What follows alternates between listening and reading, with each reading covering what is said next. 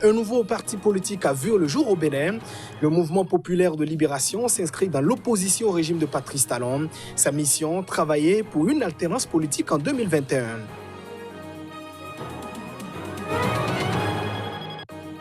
Au Rwanda, Paul Kagame veut mieux se concentrer sur le bien-être de ses concitoyens. Le chef de l'État a pris part au 17e Conseil du dialogue national. Près de 2000 personnes ont assisté à la rencontre. Et puis, les Philippines, de nouveau frappées par un typhon. Baptisé Phamphone, il a provoqué de nombreux dégâts sur l'archipel. Les autorités ont invité les populations à évacuer les lieux.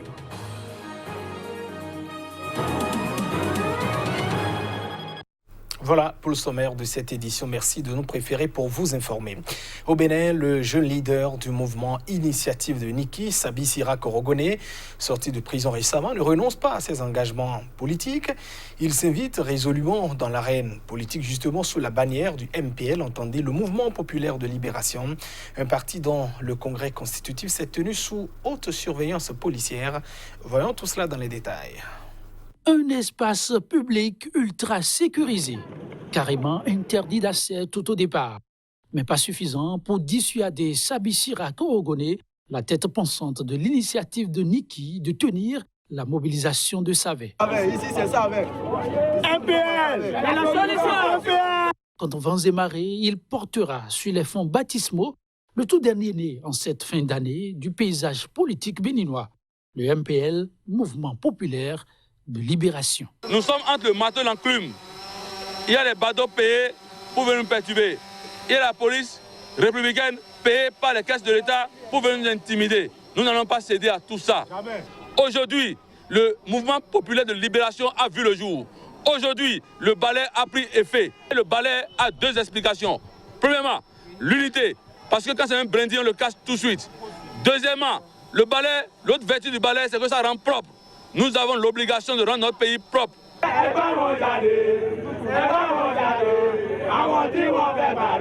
Rendre propre synonyme pour les organisateurs d'alternance en 2021. Nous avons l'obligation, pour notre propre avenir, de créer les conditions pour que le régime de Patrice Talon, ce régime qui ne fait que nous détruire, puisse enfin nous débarrasser le plancher. Le balai est né. Le peuple béninois sait désormais qui est son véritable détenteur. Une mission qui s'annonce aussi bien exaltante que complexe. Le leader du MPL de doper en conséquence le moral à sa troupe. Désormais, nous sommes seuls dans la lutte. Nous sommes seuls dans la lutte pour notre destin. Et on doit le prendre. Vous savez désormais que nous devons en même temps combattre Patrice Talon et en même temps combattre ces aînés qui ne veulent pas qu'on prenne notre destin en main. Soyez-en prêts, parce que la lutte ne fait que commencer. Elle sera rude, mais on y arrivera. Ne cédez pas à l'intimidation. Rien ne nous arrivera. Parce que nous avons les membres de nos ancêtres et Dieu avec nous. Ils ont refusé que le balai sorte. Le balai est sorti aujourd'hui. Dans les tout prochains jours, le parti entend s'illustrer au niveau de bon nombre de localités du pays à travers une série d'actions dites intelligentes à découvrir graduellement. Mais avant, le défi immédiat reste la reconnaissance du parti par le ministère de l'Intérieur. Au Nigeria, au moins 2 civils ont été tués et 13 autres blessés lors d'une attaque djihadiste contre une position militaire dans le nord du pays, selon un porte-parole du gouvernement local et des habitants. C'était ce mardi. L'attaque a conduit à un vif échange de coups de feu qui a donc duré 2 heures au niveau du village de Manahari. Voyons tout cela dans ce reportage. Des combattants du groupe de l'État islamique en Afrique de l'Ouest, ISWAP, à bord de 14 camions, ont attaqué lundi soir un poste de contrôle militaire au bord de la ville de Biou, à 180 km de la capitale de l'État du Borno, Maïdougouri. Des habitants ont quant à eux affirmé que 3 personnes de la même famille avaient été tuées durant l'attaque lorsqu'une roquette avait touché leur maison. Les djihadistes ont finalement battu en retraite après des combats intenses et avoir brûlé un véhicule blindé de transport de troupes, a affirmé à l'AFP un milicier engagé dans la lutte contre les djihadistes, Mustapha Karembe. Dimanche, des dizaines de combattants de l'ISWAP avaient tenté en vain de s'emparer de la ville de Damaturu dans l'état voisin de Yobe. Des troupes aidées par des avions de combat les ont repoussés après d'intenses combats au cours desquels plusieurs djihadistes, dont un commandant, ont été tués selon des sources sécuritaires et civiles. Mardi, les Nations Unies ont condamné la pratique croissante des groupes armés de mettre en place des postes de contrôle ciblant les civils dans le nord-est du Nigeria. Le conflit armé qui s'est propagé au Niger, au Tchad et au Cameroun voisins a fait, selon les derniers chiffres de l'ONU, plus de 36 000 morts et 2 millions de déplacés au seul Nigeria, provoquant une crise humanitaire majeure dans la région. En Zambie, à présent, on parle de la libération sous caution de Chama Fumba. Le chanteur militant anti-corruption avait été arrêté, c'était ce samedi, pour participation à un rassemblement public non autorisé. Libéré, l'intéressé a assuré donc que son moral est intact. Les détails. Le militant anti-corruption zambien, connu sous le nom de Pilato, avait été arrêté à Livingstone, dans le sud de la Zambie, et a été remis en liberté après avoir payé une caution. Il avait été arrêté en compagnie d'un autre homme non identifié à l'extérieur d'une église catholique pendant un meeting qui dénonçait la corruption gouvernementale selon des témoins ayant requis l'anonymat. La première comparution de Chama Fumba devant un tribunal est prévue le 13 janvier. S'il est reconnu coupable de rassemblement illégal, il encourt jusqu'à 5 ans de prison. Critique régulier du pouvoir, Pilato avait été brièvement arrêté pour avoir manifesté en septembre 2017 devant le Parlement pendant que le ministre des Finances présentait son projet de loi de finances pour 2018. Les manifestants dénoncent notamment l'achat prévu de 42 véhicules d'intervention pour les sapeurs-pompiers au prix à leurs yeux aussi extravagant que suspect d'$1 milliard chacun. Le musicien a affirmé qu'il poursuivrait sa campagne pour plus de transparence dans les activités gouvernementales.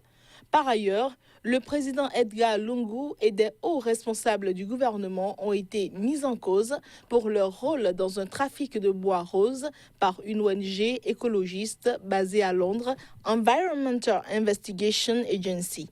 Edgar Lungu est régulièrement accusé par ses adversaires politiques de dérive autoritaire et de chercher à consolider son pouvoir en vue des élections en 2021.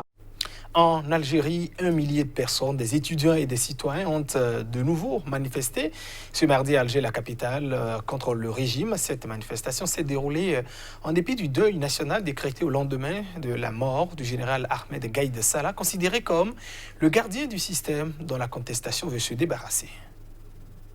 Les étudiants ont maintenu ce mardi leur manifestation hebdomadaire, la 44e consécutive, malgré le deuil national de 3 jours décrété à la suite du décès soudain du chef d'état-major de l'armée, le général Ahmed Gaïd Salah.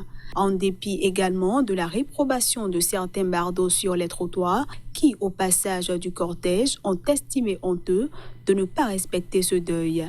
En revanche, aucun slogan ou pancarte ne visait directement le défunt, pourtant habituellement conspué depuis plusieurs mois dans les manifestations du Irak, le puissant mouvement populaire de contestation qui agite l'Algérie depuis le 22 février. Les slogans continuent néanmoins de viser le haut commandement militaire, structure opaque qui dirige de façon plus ou moins ouverte, selon les périodes, l'Algérie depuis son indépendance en 1962. Chef d'état-major depuis 2004 de l'armée algérienne, institution au cœur du pouvoir en Algérie, le général Gaïd Salah est décédé ce lundi à 79 ans d'une crise cardiaque. Après avoir arraché en avril la démission du président Abdelaziz Bouteflika dans l'espoir de calmer le Irak, le général Gaïd Salah avait exercé de fait ouvertement le pouvoir.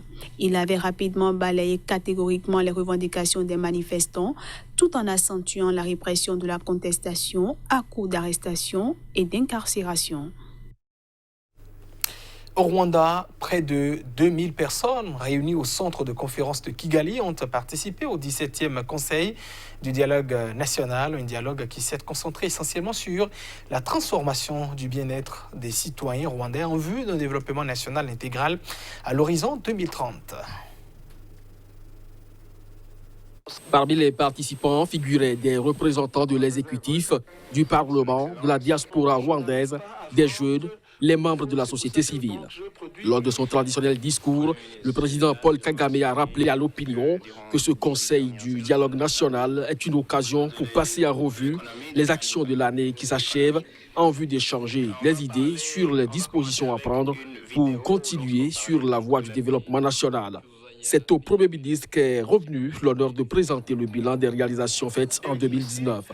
Chaque représentant de l'administration, du ministre au maire de district, a été appelé à rendre compte. L'évaluation des performances de l'administration et l'élan patriotique ont fait l'objet d'échanges houleux entre la population et les autorités par vidéoconférence sur les 5 sites retenus pour cette année pour ce dialogue. Après un tour d'horizon des tendances de développement réalisées, et ceci dans tous les secteurs, Paul Kagame en vient aux faits politiques et à ce qu'il pense d'une alternance au pouvoir. Il a exprimé sa volonté de voir une femme qui lui succédera à son poste de chef de l'État comme une preuve et un souci de réaliser l'égalité des genres au Rwanda. En effet, le Rwanda compte au gouvernement 50% de femmes, au Parlement 61,3% et 49,6% dans le secteur judiciaire. Elles sont 41% dans les conseils consultatifs de district. Pour rappel, le dialogue national du Rwanda est un événement annuel qui dure 2 jours et qui est présidé par le président de la République dans le but de débattre sur les sujets sensibles touchant la vie du pays, tels que la sécurité de la nation, le service à la clientèle, l'emploi, le fonctionnement des structures décentralisées de l'administration publique et l'unité nationale. Le typhon Phamphone a touché ce mardi le centre de l'archipel des Philippines. Des autorités ont demandé à des milliers de personnes d'évacuer leur domicile.